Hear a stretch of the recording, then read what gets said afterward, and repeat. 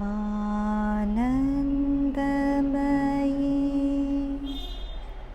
Chaitanyamayi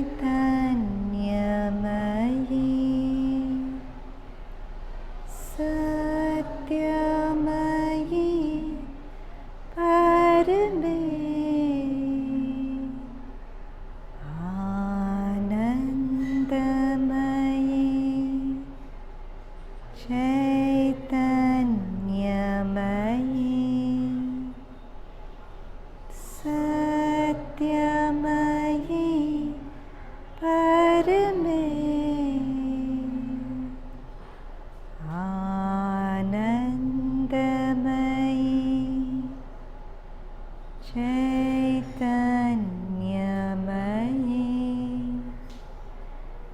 Satyamayi Parame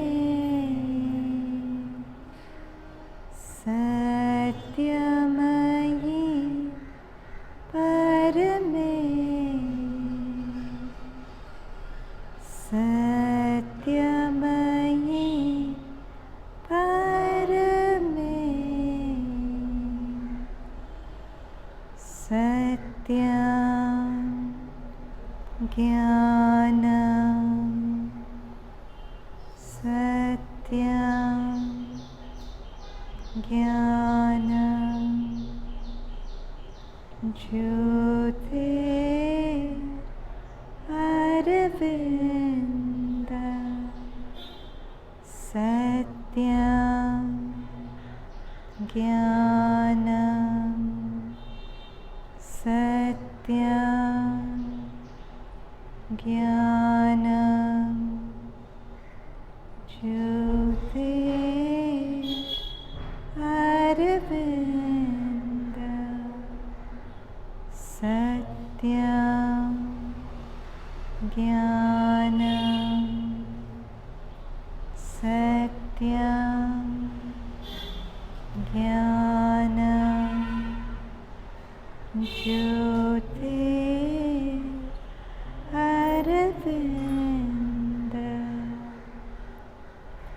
Jyoti Aravinda Jyoti Aravinda.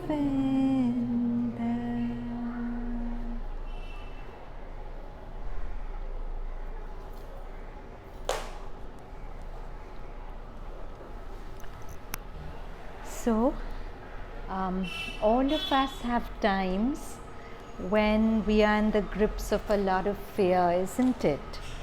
And the fear often comes when we fear the future. Something that we feel we don't want to happen would happen, or we feel threatened in our safety. So there are different things that cause us fear. And do we have faith when we have that fear? We don't have faith. But do we have a belief when we have the fear? Our belief in the fear is very strong, right? We have a lot of belief that what we are thinking is correct and true. If we didn't have that belief, we wouldn't have fear, right? So today our whole talk will be largely Mother and Sri Aurobindo's words on fear and the opposite of fear, which is faith. So Mother points out that fear is actually a phenomena of unconsciousness. It comes from the subconscious. In our higher parts, Mother says there's never any fear. In our higher and deeper parts, fear doesn't exist. In fact, the very fabric of our deeper parts is faith, and that faith is not a blind belief. In our deeper parts, the faith becomes a knowing. You just know that it is so, that everything is God, that you're safe, that whatever we've discussed, it becomes a complete knowing in your depth. So there's a Sanskrit saying, Shraddhavan Jnanam Labhyate. Those who have faith, the faith eventually transitions to a knowing. See, in our surface being, it's a faith. A faith in what? A faith in the goodness of life, a faith in the protection of God, a faith that everything is God and everything is light, so nothing really threatens you. This is a knowing deep down. But in the surface where we are ignorant, this knowing is veiled. But glimmers of that knowing comes forward sometimes, as so many times you might have experienced that you're in the grips of a lot of fear and suddenly something within you comes up and you just shift. Something within you just recognizes your fear is pointless, that you're safe. Have you experienced that?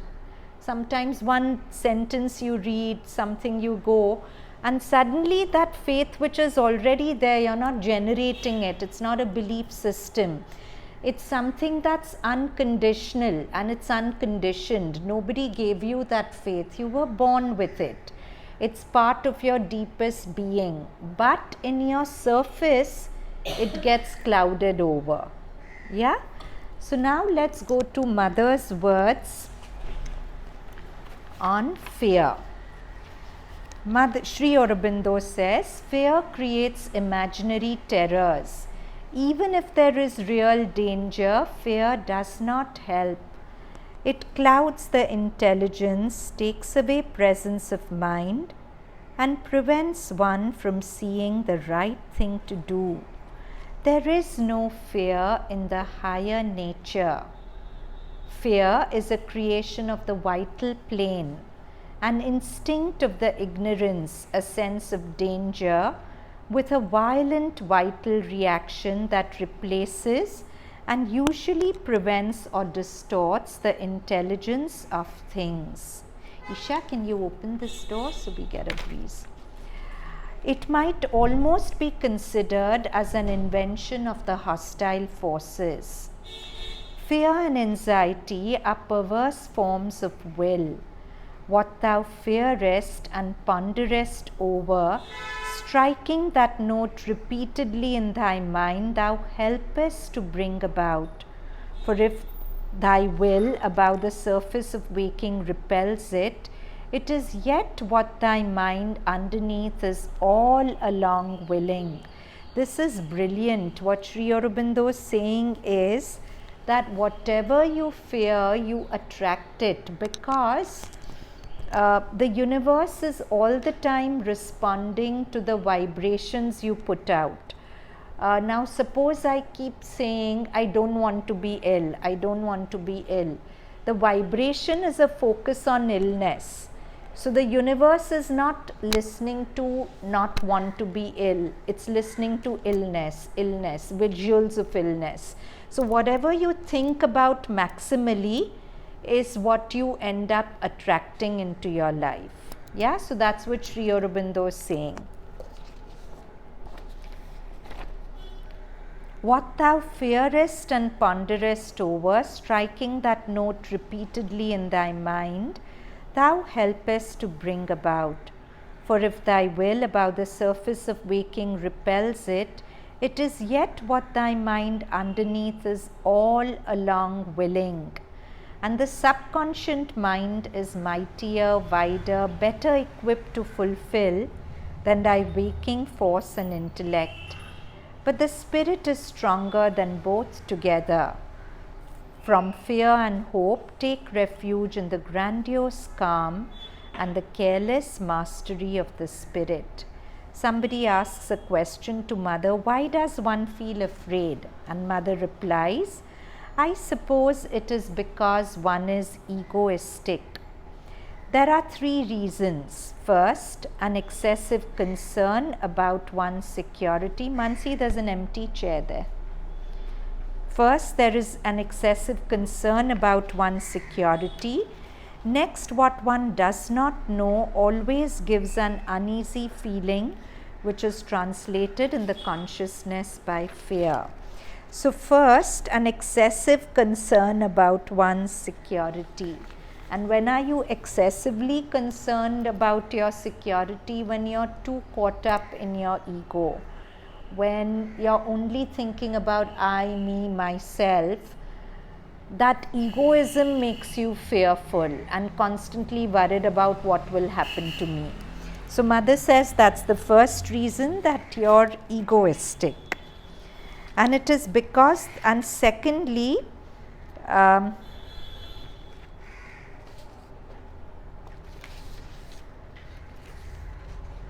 next, what one does not know always gives an uneasy feeling. So fear of the unknown. I don't know what this condition of my body or relationships will lead to, this condition at work will lead to. So fear of the unknown is causing, because I don't know what lies ahead, I'm afraid. And above all, one doesn't have the habit of a spontaneous trust in the divine. If you look into things sufficiently deeply, this is the true reason. There are people who do not even know that that exists. What is that? What does that here refer to? The divine. The divine, right? That everything is the divine. There's a chair there if you want. That everything is the divine, and that you know what we did all of last 2 classes, that everything, matter is really light disguised, right? At the heart of every atom, every molecule, there is a light, and we forget that that light exists. We think everything is separate and functioning by its own will, but actually it is that light from behind which is pulling the strings of it's like everyone really is a puppet in the hands of that light and being moved by that light. So if I remember that, why will it give me more confidence in life? Why will it make me less fearful? Faith in what? Suppose I'm afraid of a person, and I remind myself that the light is controlling that person also. Why will it give me some solace?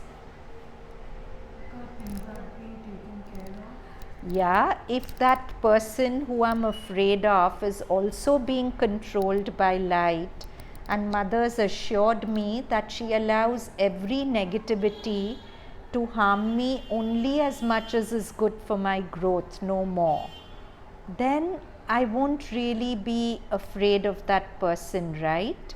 I will say, okay, mother's behind you, I'll at least not think that the person has an individual bad will towards me.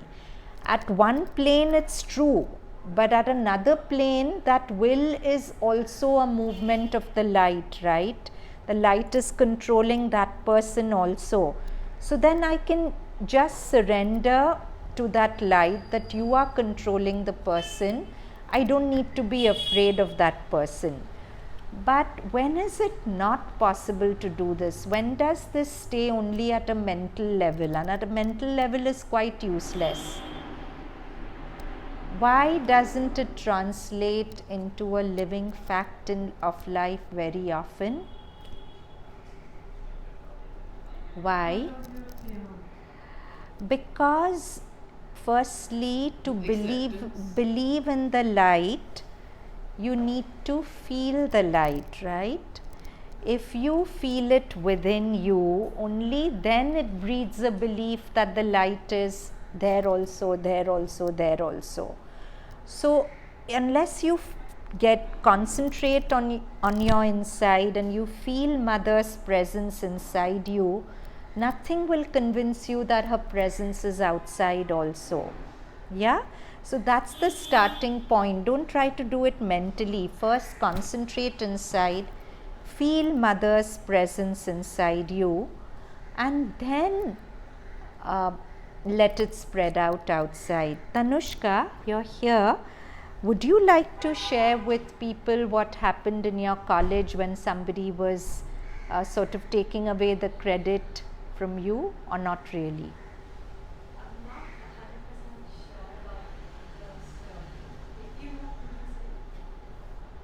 But come here and say it. Okay, I'll say it. So she was doing a college event, and there was one person who was trying to steal her credit, and she has a great connection with Sri Aurobindo, as many of us here do, and she was in the habit of just knowing he's going to take care of everything. So when this girl started politicking with her, she said, I was just laughing inside and saying to the girl, you do whatever you want. I know my friend is going to, she calls him her friend, he's going to take care of it. So she didn't get tango with the girl at all. She let the girl do whatever she was doing. And the way the things worked out, nobody could take away her credit. What was due to her came to her. And she and the girl ended up being reasonably on good terms by the end of it. So this is now this, if the girl in question had another kind of mind, if somebody is trying to take away credit due to me, etc., she would start fighting the person in her mind. She would start feeling threatened by the person. She would start fearing loss. She would start fearing that the harm will come to me because of this person. But because she had such a deep trust in the divine, she just said, he's going to take care of it. I'm going to do my job well. I'm going to do what I have to do to the best of my ability. And I'm not going to bother about that person's mind, because that person's mind is his lookout. That's such a beautiful way of dealing with it, right? To always remind yourself that if some person's mind is upsetting you, frightening you, that person's mind is up to God. It's up to God to control that. I can't control it anyway, right? I can keep my mind in a happy state of surrender and trust. And then the rest, it's up to him. So if I can live like that for everything, fear can be so less, right? But the point is, we get very attached to that vibration of feeling threatened, that vibration of wanting to hit back, that vibration of saying something to defend myself, taking action to defend myself. But if I keep remembering that God is defending me anyways, so long as I'm in the right consciousness. If I let my consciousness go for a toss, then I'm pulling myself out of the protection, because there is a law of things, right? If I tango with vibrations of anger and jealousy and fear, then they will have a consequence. But if I keep myself in the right consciousness and just surrender it to him, then I don't have to worry about being protected. My protection is guaranteed, right? Even the God wants that person to do that. What? Even the God even wants that person to do that for whatever reason. To bring out the fear in you, right? Because this person is triggering something that's already inside you. If it wasn't inside you, it couldn't get triggered. So if it's coming out, it's a good thing, because whatever comes to the surface has a chance to be transformed to light. If it lies latent, you can't transform it. So you should actually thank the person. You're bringing it out. I can see it. I can change it. Because if this person didn't bring it out in this birth, somebody else would in another birth. Whatever's inside you has to be brought out.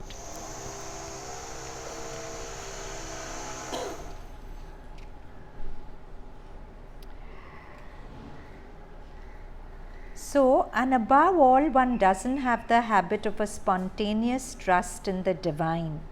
If you look into things sufficiently deeply, this is the true reason. There are people who do not even know that that exists, but one could tell them in the other words, you have no faith in your destiny, or you know nothing about grace. Anything, whatever, you may put it as you like, but the root of the matter is a lack of trust. If one always had the feeling that it is the best that happens in all circumstances, one would not be afraid. This is such an important sentence. And there are key words in this sentence. If one always is a key word. We remember it sometimes, but it's not a constant for us. If one always had the feeling that it is the best that happens in all circumstances, one would not be afraid. This is something one should memorize. If one always had a feeling that it is the best that happens in all circumstances, one would not be afraid. Years after this talk was followed by a question from a disciple. You say if one always had the feeling that it is the best that happens in all circumstances, one would not be afraid. Is it really the best that happens in all circumstances? The mother replied as under. It is the best given the state of the world. It is not an absolute best. This is very important. It is the best given the state of the world. It is not an absolute best. There are two things in a total and absolute way at each moment. It is the best possible for the divine goal of the whole, and for one who is consciously connected with the divine will, it is the most favorable for his own divine realization. So it may not be best for your vital, for your ego, but it's the best for your divine realization. It's the best for your spiritual destiny. I believe this is the correct explanation. For the whole, it is always at every moment what is most favorable for the divine evolution. And for the elements consciously linked with the divine, it is the best for the perfection of their union. Only you must not forget that it is constantly changing, that it is not a static best. It is a best which, if preserved, would not be best a moment later. If something best happens today, that was the best in the matrix of that moment.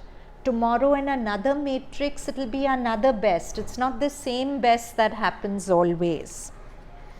And it is because the human consciousness always has a tendency to preserve statically what it finds good or considers good, that it realizes that it is unseizable. It is this effort to preserve which falsifies things. When one feels frightened, somebody asks mother a question, what should one do? When fear grips me, what should I do? Mother's answer, that depends on who you are. There are many ways of curing oneself of fear. If you have some, but the fear wouldn't come if which condition was met? What did we just say? Which sentence?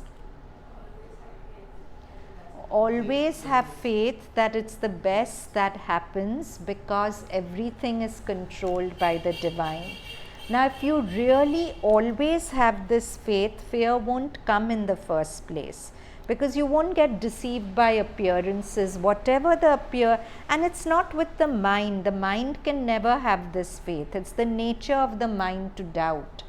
But you have to go into the heart and feel this with the heart intelligence, that under every circumstance and always, it's the best that's happening. This person is shouting at me.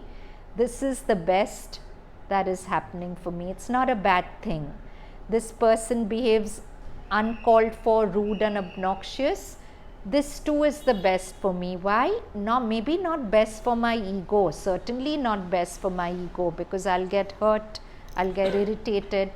But it's best for my spiritual goal, because that person's behavior will trigger in me what needs to come out. So instead of getting threatened by it, this should be my mantra. Always it is the best that happens. This person's behavior is not bad. It's not bad for me. It doesn't threaten me. Yes? When we say best, Loud? When we say best, given the state of the world, Yeah. what do we mean by the state of the world? Given the consciousness of people, see, if the consciousness of people was higher, there would be a better best that would come. So it's not just depending on my consciousness, it It's- also depends on everyone else's consciousness. And you have to also remember that everyone's consciousness is interconnected. You have to remember the Buddha's Pratitya Samutpad, right? Codependent arising. This is because that all of us are so interconnected that this person is like that because I am like that, because that is like that, because that is like that. The whole precipitates the bit at every point. So if the condition of the whole is better, the best for that whole will be better. And you can, every time the best in a better in you comes out, it betters the whole. Every time a worst in you comes out, it worsens the whole.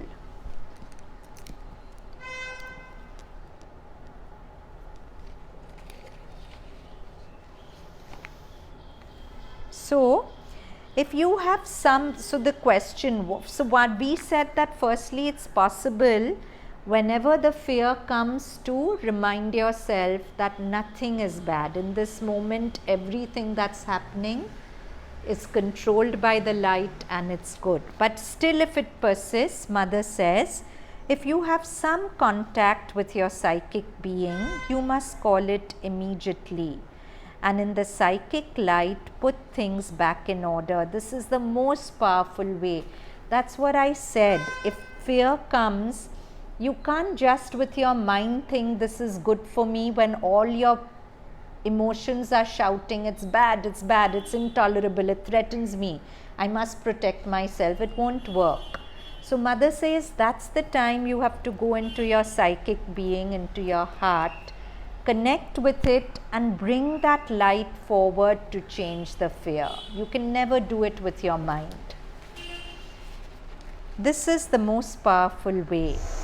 When one does not have this psychic contact, but is still a reasonable being, that is, one has a free movement of the reasoning mind, one can use it to reason with, to speak to oneself as one would to a child, explaining that this fear is a bad thing in itself, and even if there's a danger, to face the danger with fear is the greatest stupidity. She's so precise. To face any danger with fear is being unintelligent. Why? Because fear will bring out the worst in you. If there's a crisis, you need the best in you to come out, right? But if you deal with the crisis with fear, the worst in you is going to come out. If there is a real danger, it is only with the power of courage that you have a chance of coming out of it. If you have the least fear, you are done for. So with that kind of reasoning, manage to convince the part that fears that it must stop being afraid. Now this is quite radical because all our life, our conditioning tells us that if this happens, it's natural that I'll be afraid, right? If my body has this ache or pain or whatever, it's natural that I'll be afraid. If that person, if there's a threat at work or home, it's natural that I'll be afraid. Because that's what we've seen adults around us do all our lives. They go into fear. So we feel fear is natural and normal, but that's the first conditioning we have to erase. Fear is never, even if it's natural, natural isn't evolutionary, right? The whole process of evolution is about changing nature, changing what's natural to something better.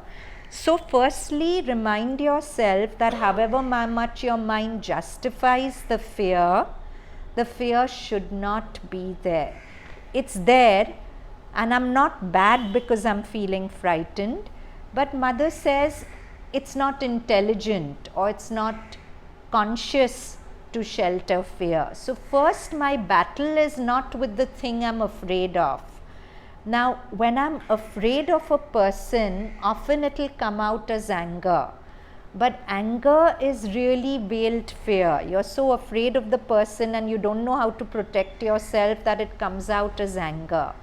So firstly, recognize that the root of the anger is fear. It's a feeling of incapacity, and I don't need to harbor it because I may be powerless, as what I know of myself, but what I am in my deepest and highest, what supports me from behind is all powerful. So I don't need to be afraid. Whatever is the circumstance, first thing is I must fight my fear. How do I fight it? If I have a connection in the heart, certainly go in your heart and stay there till you feel the light. Keep repeating the word Ma. Reason with the fear that it's not justified. I know it's my habit to be fearful, but now I want to change that habit.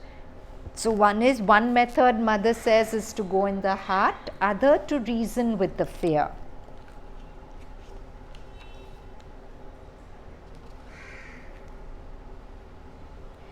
If there is a real danger, it is only with the power of courage that you have a chance of coming out of it. If you have the least fear, you are done for. So with that kind of reasoning, manage to convince the path that fears that it must stop being afraid. If you have faith and are consecrated to the divine, there is a very simple way. It is to say, let your will be done. Nothing can frighten me because it is you who are guiding my life. I belong to you and you are guiding my life. This is our second mantra. First mantra was what? To always remember that under every circumstance the best happens. Second mantra, nothing can frighten me because it is you who are guiding my life.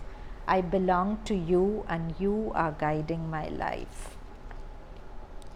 This acts immediately. Of all the means, this is the most effective. Indeed it is. That is, one must be truly consecrated to the divine. If one has that, it acts immediately. All fear vanishes immediately like a dream, and the being with the bad influence also disappears like a dream along with the fear. You should see it running away at full speed. Voila. Now there are people having a strong vital power in them, and they are fighters who immediately lift up their heads and say, an enemy is here, we are going to knock him down. But for that one must have, you can sit on the chair there, but for that one must have the knowledge that a very great vital power, one must be vitally a giant. That does not happen often. So there are many different ways, they are all good. But if you know how to make use of the one that suits your own nature. Fear and illness.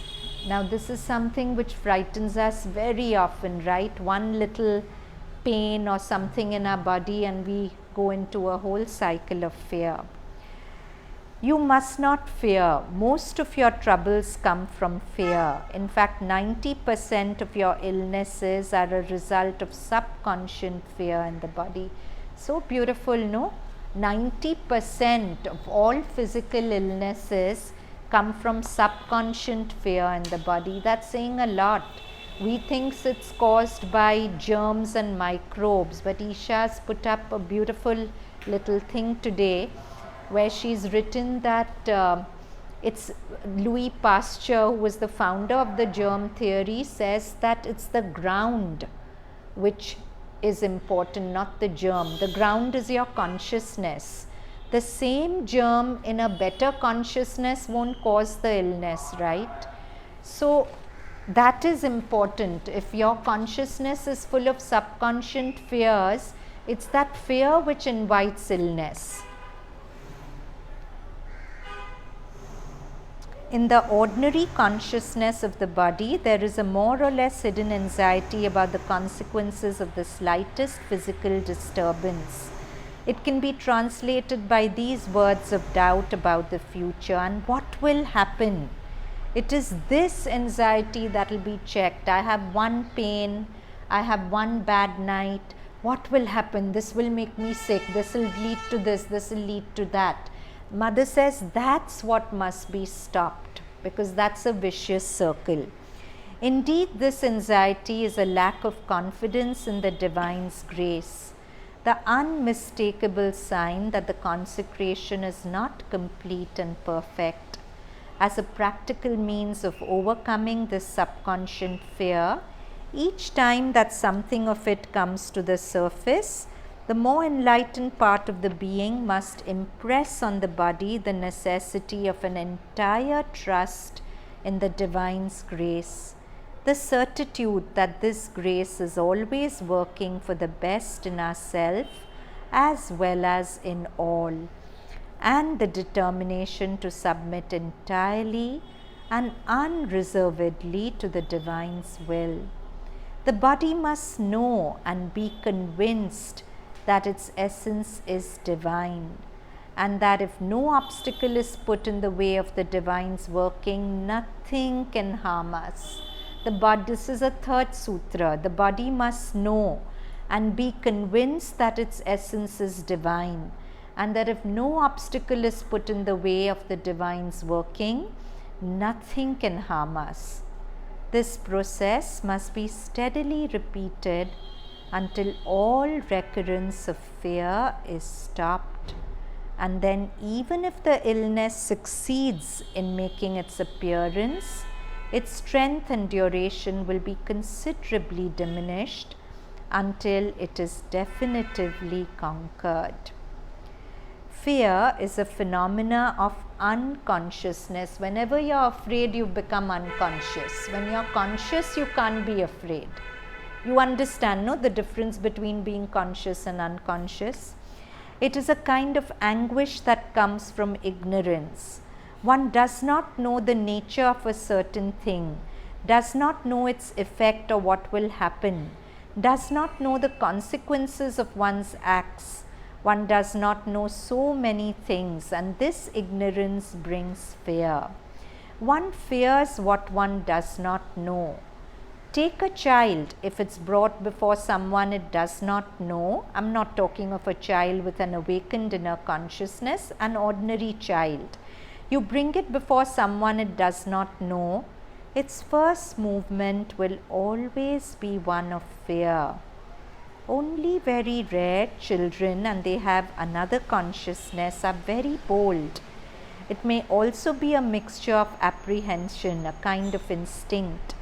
When one instinctively feels that something is dangerous and hasn't the means to remedy it, when one does not know what to do to protect himself from it, then he is afraid. There are, I believe, countless reasons for fear, but it is a movement of unconsciousness in every case. That which knows has no fear. That which is perfectly awake, which is fully conscious and which knows has no fear. It is always something dark that is afraid. So Mother said a very important point. Whenever you meet with something unknown, you go to a new place, you meet a new person, your instinctive reaction is fear. And Mother says that one who knows has no fear. So what can we know? If I'm meeting an unknown person for the first time, I don't know anything about the person, but what do I really know? What do I really know? That it is? Yeah, that it is God, right? If everything is God. And Sri Aurobindo uses a beautiful phrase in Savitri, where to an enlightened consciousness, he says the intimacy of God was everywhere. You feel intimate with everything, even the unknown, because you may not have met its form in this birth before, but it is God. So you interact with everything as if it's God.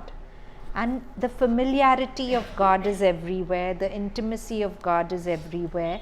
Then you're not afraid of anything, because you know this. Sri Aurobindo, I keep coming back to this, that beautiful sentence. In the final analysis, you need to know only two things, that you have a soul within and grace above.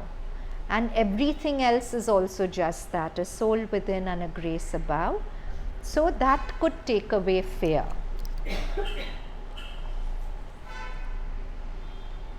So now we come to part 2, intuition of faith.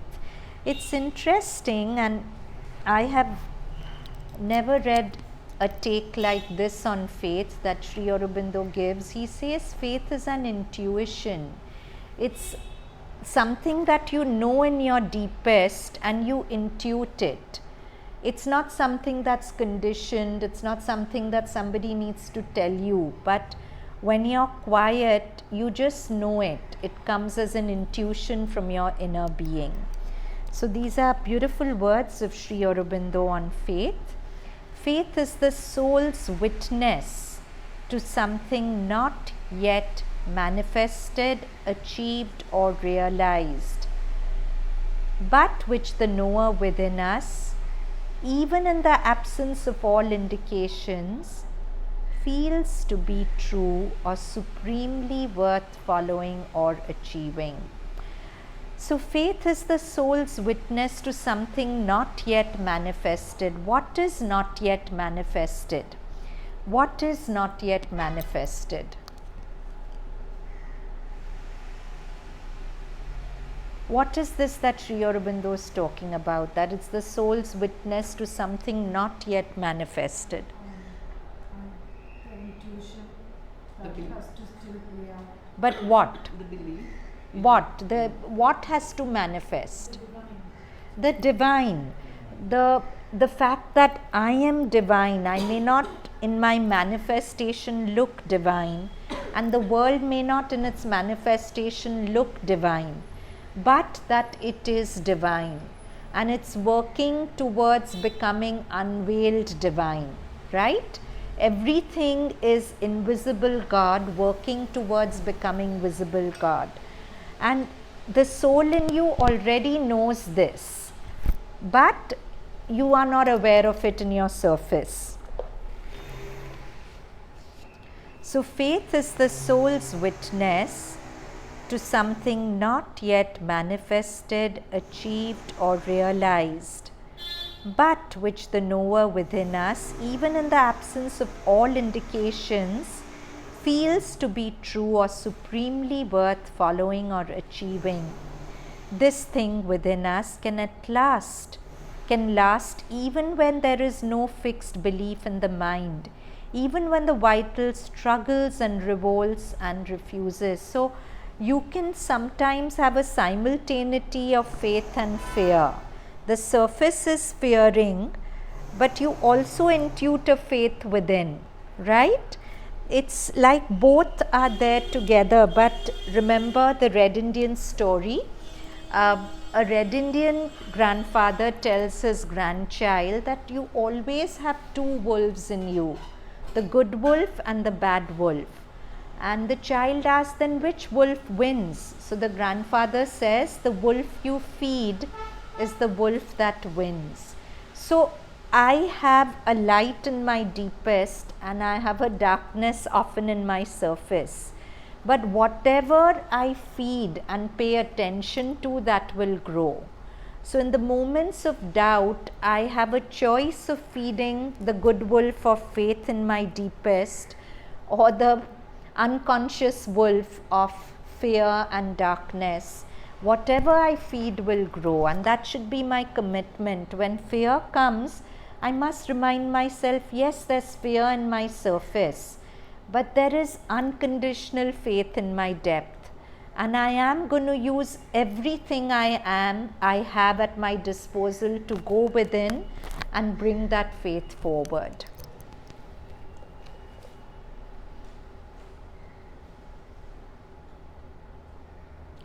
To aspire is indispensable, but some people aspire with such a conflict inside them between faith and absence of faith, trust and distrust, between optimism which is sure of victory and a pessimism which asks itself when the catastrophe will come.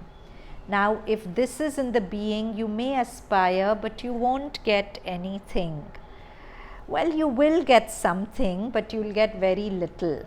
And this is a constant state, right? One part of us has faith and one part of us is feeling doomed and thinking, when will that bad thing happen?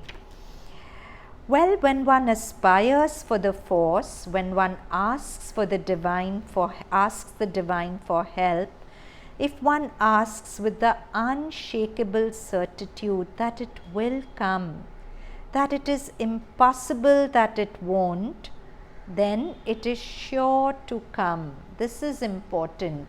If one asks the divine for something with a certitude that Mother has said that every sincere prayer is answered, and if my prayer is sincere, then surely what I'm asking for, if it's good for me, will come.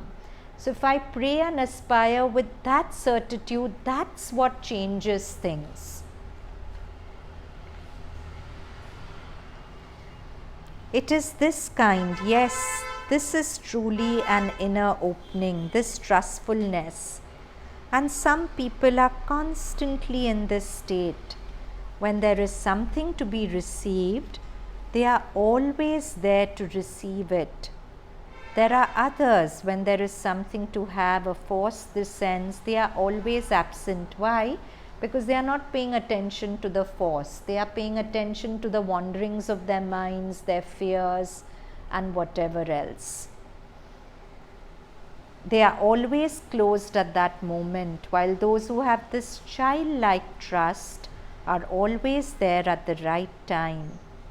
And it is strange, isn't it? Outwardly there is no difference. They may have exactly the same goodwill, the same aspiration, the same wish to do good, but those who have this smiling confidence within them do not question, do not ask themselves whether they will have it or not have it, whether the divine will answer or not. The question does not arise. It is something understood. What I need will be given to me.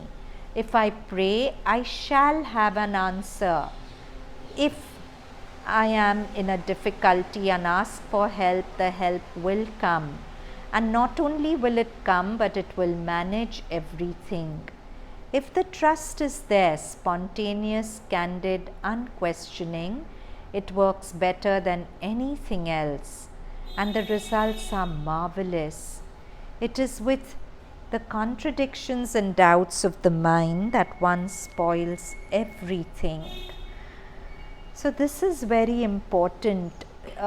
Whenever we are in some kind of danger or anxiety, of course, if we are here, we have a habit of praying to the Mother, right? But what is the nature of our prayer? Is it full of, at the background there is a doubt, I'm telling you Mother, but will you do it or not? Will you really answer me? Then that blocks the force. Mother says, when you pray to me, pray with complete faith in me, that if what you're asking for is good for you, I will certainly grant it. And if I don't grant it, I'll grant you something else that's better for you. But don't, we have a rigidity. If we want an outcome, we are convinced that only that outcome is good for us. But sometimes the opposite outcome is better for us than what we are praying for. So our relationship with the Mother shouldn't depend on, I prayed for this, you gave it to me, so you like me. You didn't give it to me, so you didn't like me. It doesn't work like that. Mother's love for us is unconditional. Even if I murder, she'll like me. And she'll not forget like, dislike doesn't exist. She will love me. But of course, because I've done something unconscious and life wants to make me conscious, there'll be a consequence to my action, not as a punishment, but as a wake-up call. But that doesn't mean she doesn't love me. So for example, if I'm living in a lot of fear and I keep praying with that fear, I'll attract consequences of that fear. And then I'll say, Mother doesn't like me. But it's not like that. The consequences came to me because Mother wants me to grow out of the fear, right?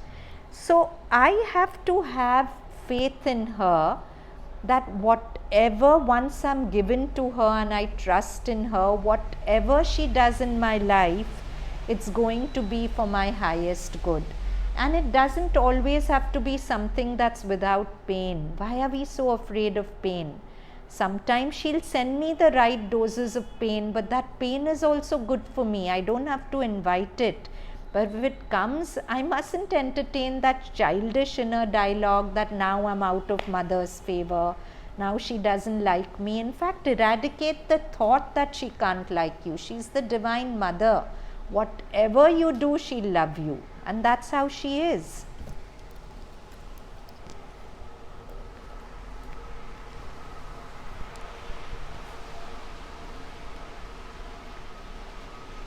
All circumstances of life are arranged to teach us that beyond mind, faith in the divine grace gives us the strength to go through all trials, to overcome all weaknesses, and find the contact with the divine consciousness, which gives us not only peace and joy, but also physical balance and good health.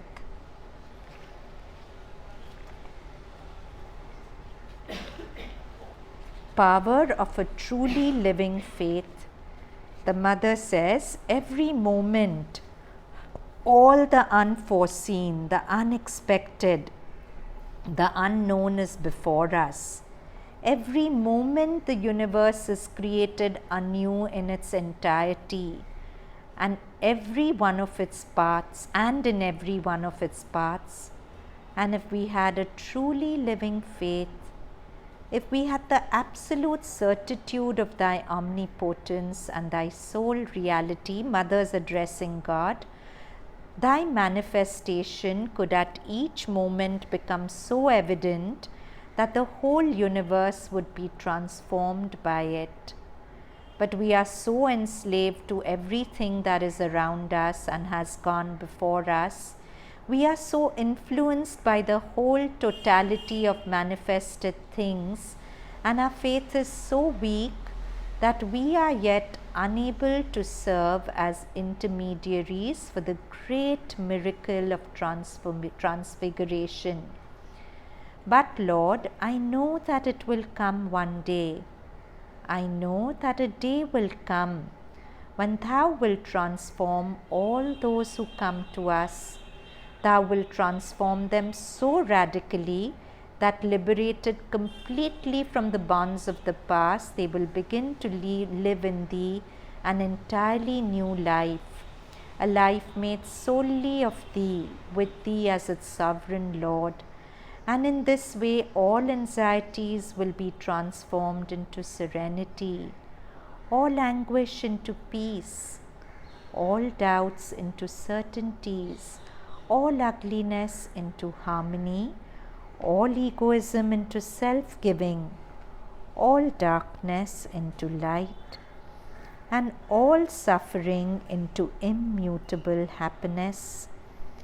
I insist that the more difficult things are, the more you must remain quiet, and the more should you have an unshakable faith.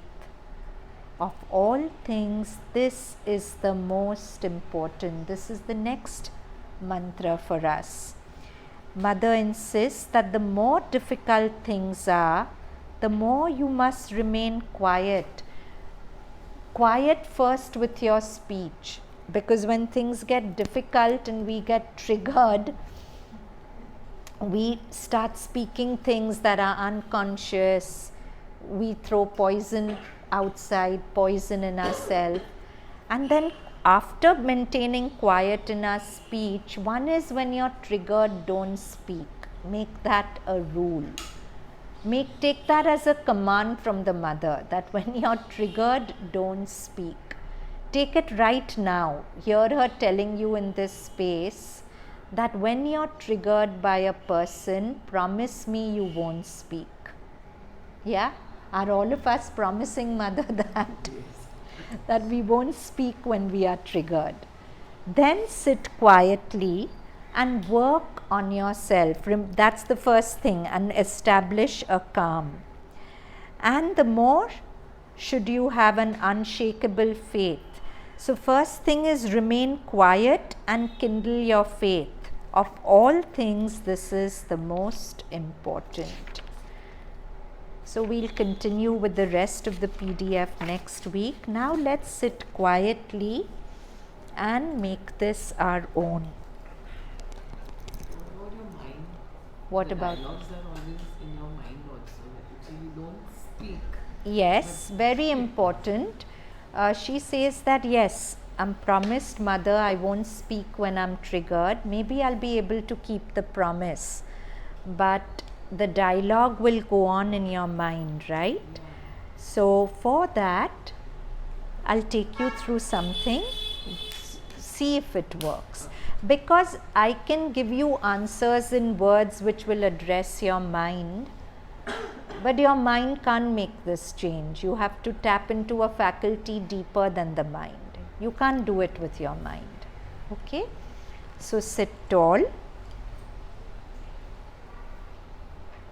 Relax your shoulders. And put your right hand at the center of your chest, left palm over it. To begin with, feel your breath.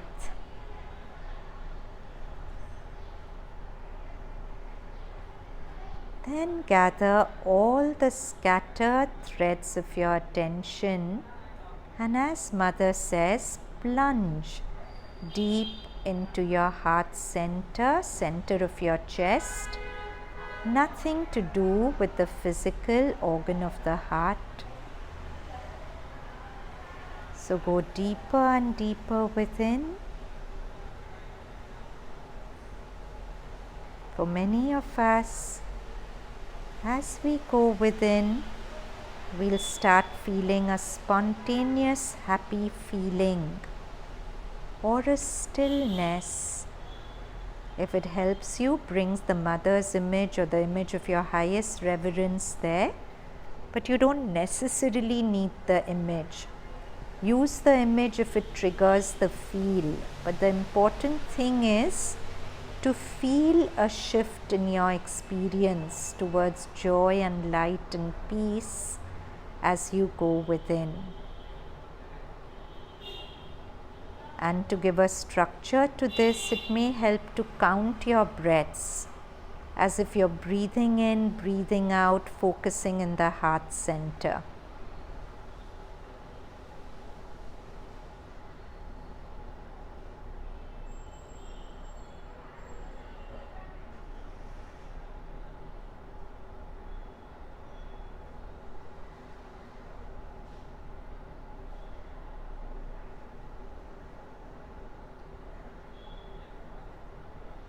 So the first thing to do, or the most recommended thing to do when you're afraid or in the grips of fear, is to re-establish your connection in the heart.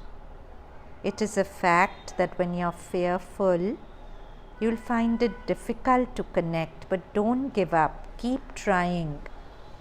Even if you connect a little bit, that inner smile will act upon the clouds of fear like the sun upon clouds. The fear will disperse.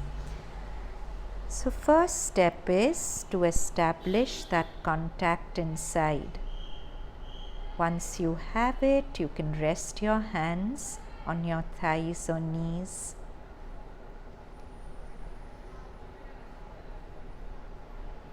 And then you want to work with your triggers. So bring up in your mind the last time this event or this person triggered you. Through the smile in your heart, replay the person's behavior or the actions. Now when you look at this replay with your mind, you'll take it very seriously, you'll personalize it, you'll feel hurt. But when you look at it through the smile in your heart, the proportions of how bad it was will probably shrink. And then remind yourself of the mantras of faith, the first mantra, always, under every circumstance, Mother will make sure the best happens. So, create a new pattern in your consciousness. Replay the event and see yourself in a different script of the event.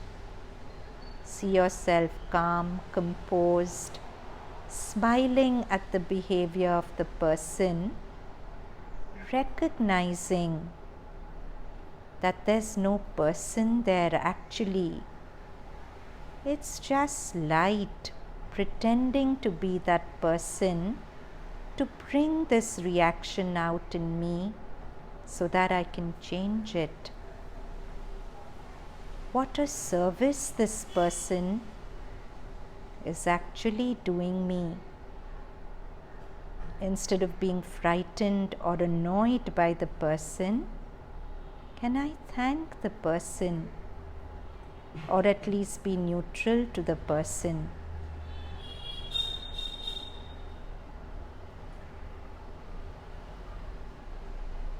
So one more time, replay the event unthreatened by it. The second mantra of faith, my life is guided by the divine. Nothing can threaten me. Whatever the appearance, the divine will take care of everything so that finally no harm can ever come to me.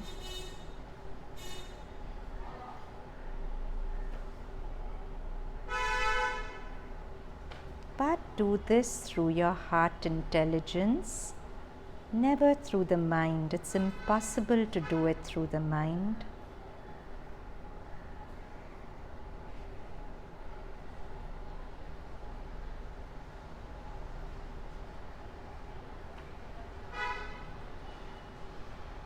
And if you keep feeling that reaction coming up in you towards the event, just let the light from your heart flow towards the reaction. How?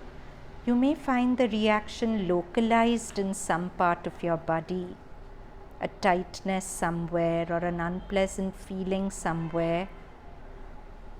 You may feel it in your body or you may feel it just in the emotions. Wherever you feel it, invite the light from your heart to flow into it.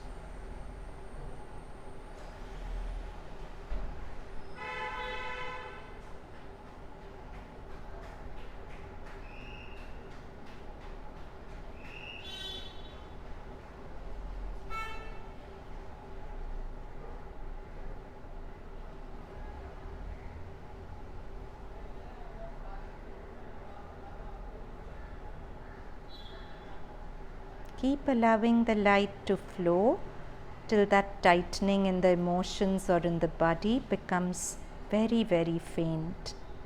And you can replay that event with no tightening or very little. Just a smile, a knowing smile.